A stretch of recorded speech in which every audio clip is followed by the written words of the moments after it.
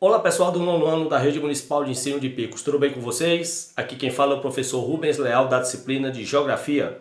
Gostaria de convidá-los a assistir ao nosso vídeo de número 23 sob o título China, Aspectos Gerais, que você poderá encontrar no seu livro didático a partir da página de número 180.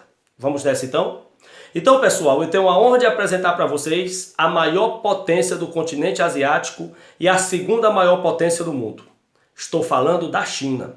Mas nem sempre foi assim. A história chinesa foi sendo construída desde um país explorado, agrícola, até tornar-se a maior potência asiática. E eu gostaria de traçar esse contexto para vocês a partir de agora.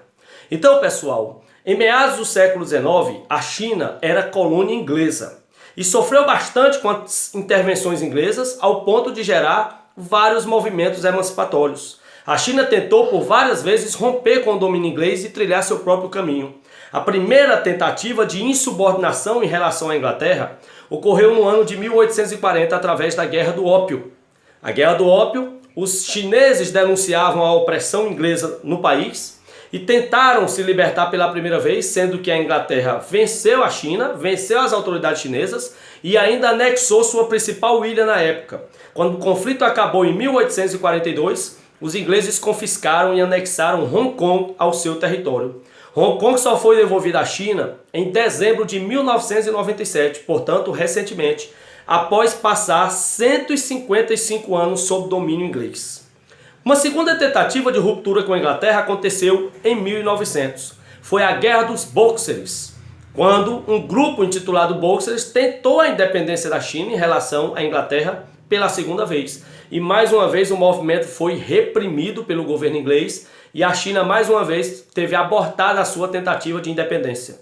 Essa independência que veio apenas entre 1911 e 1912, quando os nacionalistas finalmente conseguiram, através de um processo revolucionário, derrubar a dinastia Manchu, que governava a China aliada aos ingleses, e proclamar a independência da China no ano de 1912. Os nacionalistas governaram a China entre 1912 e 1949, porque em 49 eles foram derrubados sob um movimento liderado por Mao Tse-tung, a Revolução Comunista na China.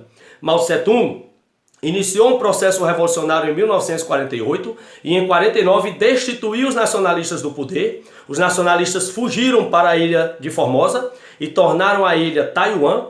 Enquanto isso, Mao Tse-tung, o líder da revolução, assumia o comando político da China e implantava uma ditadura comunista aliada da União Soviética a partir de 1949.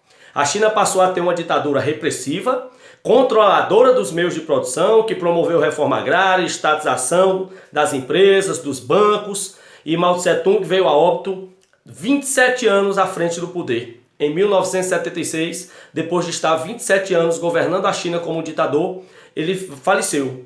Depois de 2 anos, em 1978, um novo ditador assume o poder. É Deng Xiaoping. E Deng Xiaoping faz reformas importantes e radicais na China. A primeira coisa feita pelo novo governo, ainda no fim dos anos 70, foi adotar a política do filho único. Eu não sei se vocês sabem, mas entre 1979 e 2015, portanto, durante 36 anos, os casais chineses só poderiam ter um filho. Era a regra do governo, a política do filho único. Por quê? Porque no fim dos anos 70, o governo chinês estava muito incomodado, o Partido Comunista Chinês estava muito incomodado com a crescente da população chinesa. Então o governo resolveu dar um basta e limitar a quantidade de filhos por casais a um filho apenas. Essa lei existiu de 79 a 2015 e foi revogada, foi anulada em 2015 pelo atual ditador Xi Jinping. Por que, professor, ela foi revogada? Por que se permitiu a partir de 2015 que os casais voltassem a ter mais de um filho? Porque o que aconteceu é que a população chinesa envelheceu e por conta da política do filho único que foi adotada nesses 36 anos, não tem jovens para repor o mercado de trabalho. Então o governo resolveu liberar os casais para voltarem a ter mais de um filho, para daqui a algumas décadas ter jovens para ocupar os postos de trabalho. Segunda medida do Deng Xiaoping, além da política do filho único no fim dos anos 70, foi a criação das zonas econômicas especiais. Ou seja, ele criou áreas no país, na costa leste, para atrair investidores do mundo todo. A China foi um dos primeiros países comunistas a abrir sua economia para atrair investidores, para atrair empresários para instalarem fábricas no país. E qual era o atrativo dessas zonas econômicas especiais para atrair empresários, para atrair investimentos para a China?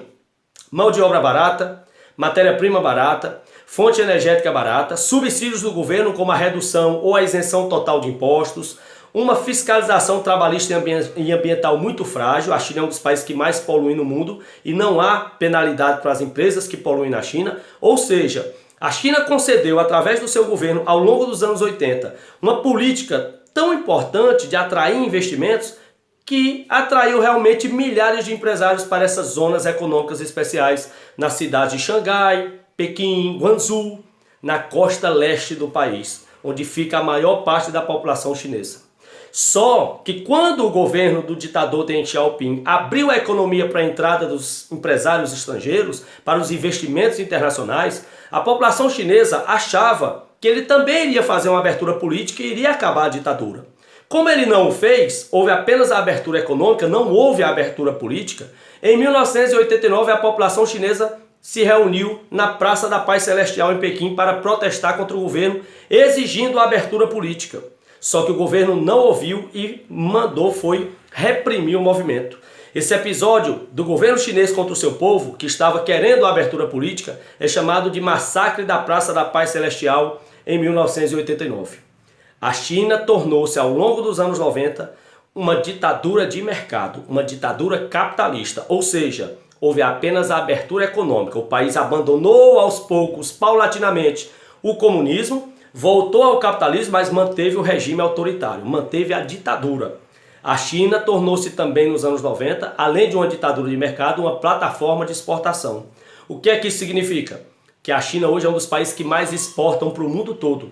Existem produtos mais variados possíveis da China em qualquer mercado, inclusive no nosso. Qualquer loja em Picos você vai encontrar produtos chineses variados, desde pares de sapato, roupas, eletroeletrônicos, aparelhos celulares, enfim. É uma imensidão de produtos chineses. A China é hoje um dos países que mais exportam no mundo, uma plataforma de exportação. Claro que a China tem problemas.